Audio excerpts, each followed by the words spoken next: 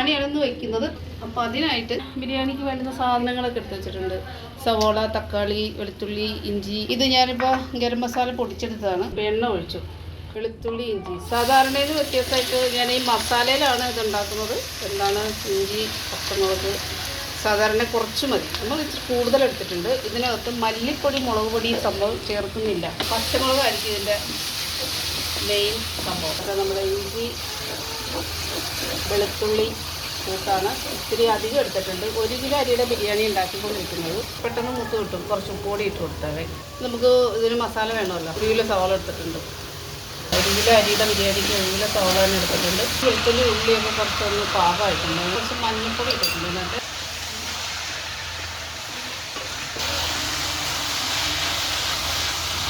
തക്കാളിച്ചാട്ടം നമുക്ക് ഇതാണ്.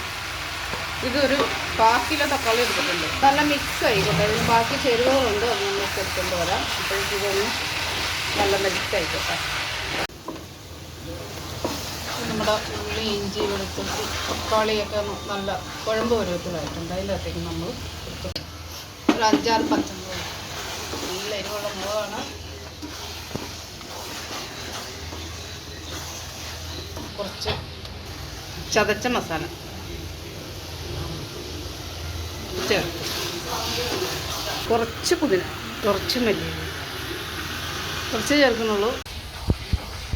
ഇത് നമ്മളിതിനകത്ത് ചിക്കൻ ബിരിയാണിക്ക് വേണ്ടി മേടിച്ച് വെച്ചേക്കുന്ന ചിക്കൻ. ഇതേപോലെ തന്നെ നമുക്ക് ചിക്കൻ ഇത് വറുത്തിട്ടാണെങ്കിലും ചെയ്യാം. ചിക്കൻ പീസ് വറുത്തെടുക്കാം.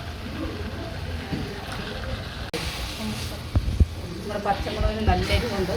ഒരു 4 പച്ചമുളക് ചേർത്തിട്ടുണ്ട്.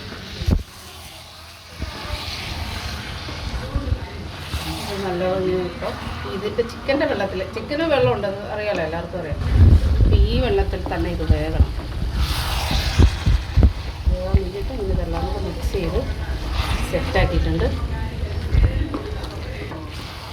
മല്ലിപ്പൊടി, മുളക് പൊടി ചേർത്തില്ല എന്ന് വെച്ചിട്ട് ടേസ്റ്റ് കുറവൊന്നുമില്ല. നല്ല സൂപ്പർ ടേസ്റ്റാണ്. പച്ച മസാല, ഗരം മസാലയൊക്കെ പച്ചക്ക് തന്നെ ഇടിച്ച് ചേർത്താണ്. ഒരുപാട് മൊരിച്ചിട്ടൊന്നുമില്ല. അത് ഒരുപാട് മൊരിച്ചെടുത്തതല്ല, പച്ചയ്ക്ക് ചതച്ചെടുത്തതാണ്. ഇതിന് ഇതിൻ്റെ വെള്ളത്തിലൊന്ന് 5 മിനിറ്റ് ഇതിനെ നിറച്ച് വെക്കും. റൈസിൻ്റെ പരിപാടി. കുറച്ച് വെളിച്ചെണ്ണ, കുറച്ച് നെയ്യ്. നമ്മുടെ എണ്ണയും നെയ്യൊക്കെ മൂത്ത് വന്നിട്ടുണ്ട്. അതിലേക്ക് നമ്മളൊരു 4 ഏലക്ക, ഒരു 3, 4, 5 ഗ്രാമ്പു, 3-4 കഷ്ണം പട്ട, പിന്നെ തക്കോലം, കുറച്ച് കുരുമുളക് ഇട്ടിട്ടുണ്ട്. പിന്നെ ജാതിപത്രി എല്ലാം കൂടെ ഇട്ടിട്ടുണ്ട്. അതൊന്ന് ചൂടായിട്ടുണ്ട്. അപ്പോഴേക്കും നമ്മൾ അതിനകത്തേക്ക് ആവശ്യമുള്ള വെള്ളം, ചോറ് വേകാനുള്ള ആവശ്യമുള്ള വെള്ളം, 1 കിലോ അരിക്കുള്ള വെള്ളം ചേർത്തിട്ടുണ്ട്. ഇനി ഇതൊന്ന് തിളച്ചോട്ടെ. തിളച്ചതിന് ശേഷം മാത്രമേ നമുക്ക് അരി ഇടാൻ പാടുള്ളൂ. അരി കുതിരാൻ വെച്ചിട്ടുണ്ട്. ചോറ് വെന്ത് കലങ്ങി പോകാതിരിക്കാനാണ് ഒരു അരമുറി നാരങ്ങയുടെ നീര് ഇതിൻ്റെ അകത്തേക്ക് ഒഴിക്കുക. നമ്മുടെ വെള്ളം തിളച്ചിട്ടുണ്ട്, ചോറിനുള്ള വെള്ളം. ഞാൻ അരി ഇടുകയാണ്.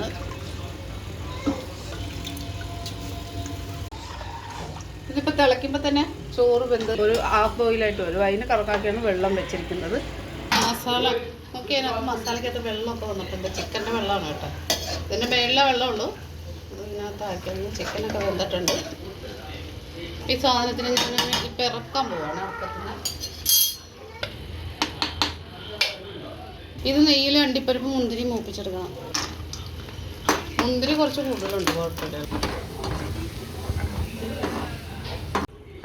നമ്മുടെ വർഷങ്ങളായിട്ടുള്ളൊരു ബിരിയാണി ചെമ്പാണ്. ഇതിൻ്റെ ഉള്ളിലാണ് ഞാൻ ബിരിയാണി ഇങ്ങനെ സെറ്റാക്കി വെക്കുക. ഇത് ഇപ്പം പാത്രം നന്നാക്കി ചൂടാകുമ്പോൾ കറി, ചോറ് സെറ്റാക്കി. നമ്മുടെ ചോറ് ഇവിടെ വെച്ചിട്ടുണ്ടായിരുന്നല്ലോ, അത് നല്ല സെറ്റായിട്ടുണ്ട്. വെന്തിട്ട് കറക്റ്റ് വെള്ളം, കറക്റ്റ് എല്ലാ ഉപ്പും എല്ലാം സെറ്റാക്കി. അപ്പം നമ്മുടെ ബിരിയാണി നമ്മളിവിടെ സെറ്റാക്കാൻ പോവാണ്. സെറ്റാക്കാൻ വേണ്ടി നല്ല പോലെ പാത്രം. അപ്പം നമ്മൾ ആ വേവിച്ച് വെച്ചിരിക്കുന്ന ചിക്കൻ്റെ കറി ഗ്രേവി കുറച്ച് ഇതിലേക്ക് കൂടി ഒഴിക്കാൻ പോകും.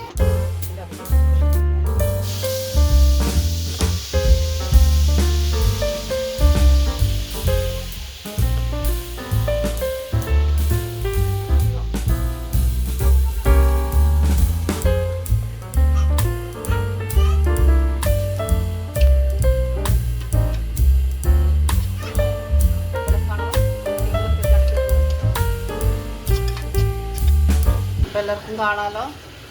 പീസുകളൊക്കെ പെറുക്കി അടുക്കി വെക്കുന്നത്. ബാക്കിയുള്ള ഗ്രേവി കൂടെ അതിൻ്റെ പുറത്തേക്ക് ഇങ്ങനെ ഒഴിക്കുകയാണ്. ഗരം മസാലപ്പൊടി ഇത് ഇങ്ങനെ കുറച്ചൊന്ന് ഇടും. നല്ല എരിവുണ്ട്.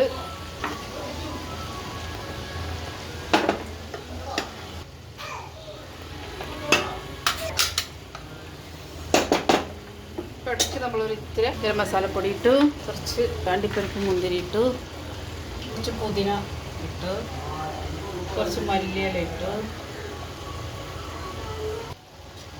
വീണ്ടും നമ്മൾ ബാക്കിയുള്ള ചോറും കൂടെ കുടഞ്ഞു. കുക്കറിൻ്റെ അടി നല്ല കട്ടിയുള്ള കുക്കറാണ്, അതുകൊണ്ടാണ് ഇതിൽ വെച്ചത്. ചോറ് വേറെ, കറി ഇത് വേറെ ആയിട്ട് പോകും. നമ്മളിതിനെ സെറ്റാക്കി ഇത്തിരി നെയ്യ് വെച്ചു ഒരു പൊടിക്ക് കേട്ടോ.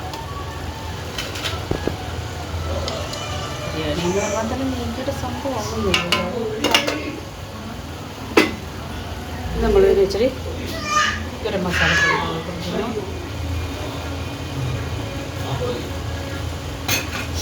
ഇത് ഗരം മസാല തൂകുമ്പോൾ എല്ലാവർക്കും ഒരു സംശയം ഉണ്ടാവും, ഗരം മസാല ഒരുപാടാവില്ലേ, കുത്തലുണ്ടാവില്ലേ? അങ്ങനെയൊന്നുമില്ല. കുറച്ച് മല്ലിയില ഇട്ടു, ലാസ്റ്റുള്ള മല്ലിയില മുഴുവൻ ഇട്ടു. അണ്ടിപ്പരിപ്പ് മുന്തിരിയുള്ളതൊക്കെ ഞാൻ മുഴുവനും ഇട്ടു. നമ്മൾ ചെയ്യാൻ പോകുന്നൊരു കാര്യം എന്ന് വെച്ചാൽ ഒരു 3-4 പച്ചമുളക്